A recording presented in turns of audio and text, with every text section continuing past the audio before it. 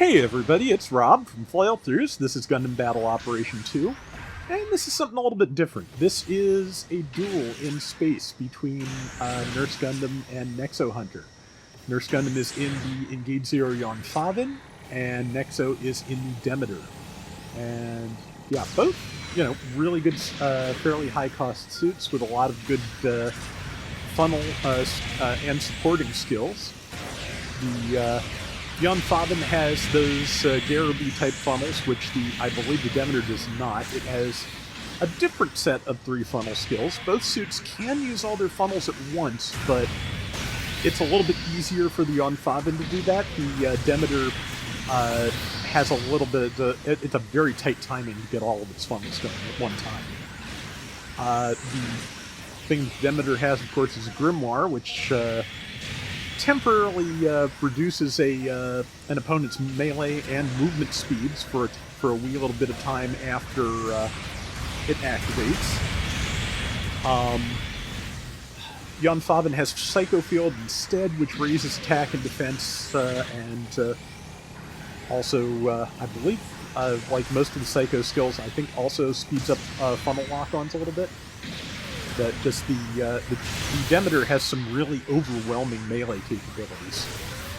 It has just this, kind of just giant pinch with all 3 of its beam sabers, which is pretty devastating at times. Let's see, a good blind swing there. Did not quite connect, but kept Nexo from moving in any further. And yeah, I think I've said this before. Nexo is a really good space player. He's one of us who I think enjoys space the most, and he is really good in very fast maneuverable suits, and boy is that the Demeter. One thing I've noticed fighting it on the ground too, it may not have maneuver armor, but one of the things that it has going for it, it is very slender, especially compared to a lot of the other suits at 650. Or was it 600? Either way, same difference in terms of just mobile suit size. There's a lot of chunky things to fight up at that cost, and I kept shooting at it and just absolutely missing its legs entirely. Like, just Demeter is one you will want to aim for center mass on just to make sure that you actually connect. As tempting as it is to try and take people's feet out from under them. Okay, so yeah, first kill went to Nexo, so who is trying to, I think, get some damage in on Nurse Gundam before he has to respawn, just to hopefully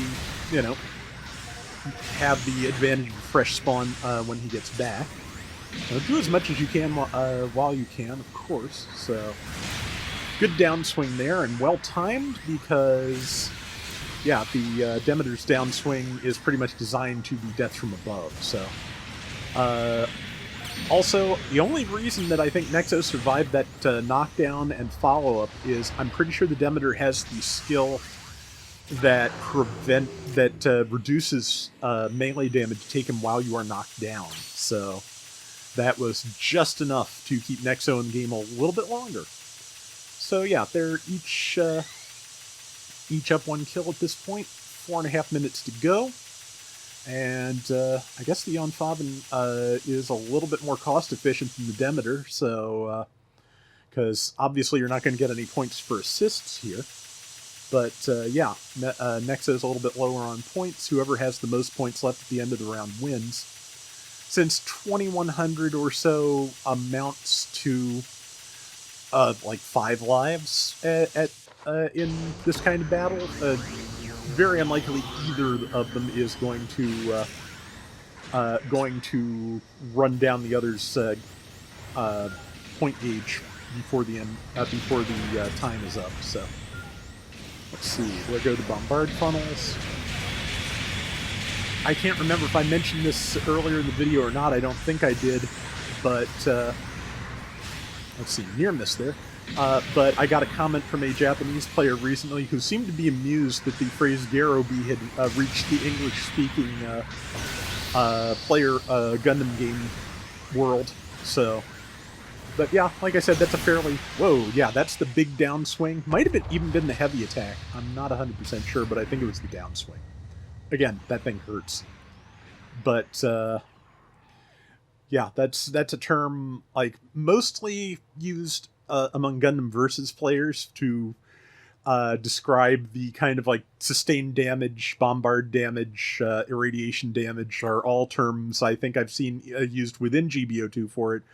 But what it basically translates to as is vomit beam. So yeah, that's just beam barf. It's constant stream of beam damage. But yeah, 7,500, 8745. This time Nexo has the lead. Nurse Gundam gave him time to get back in his suit and get moving. Very sporting. And as you can see, a little bit of latency here. But again, this is a thing that happens, especially when one of your players is in the U.S. and one is in Australia. So that'll do it. Let's see. I forgot it has two different beam weapons there because it did the Gundam sound effect and then the Zeta sound effect. So, or maybe Mark II. But yeah. Let's see. Missed the downswing a little bit. Landed that. And funnels her out. And whoa.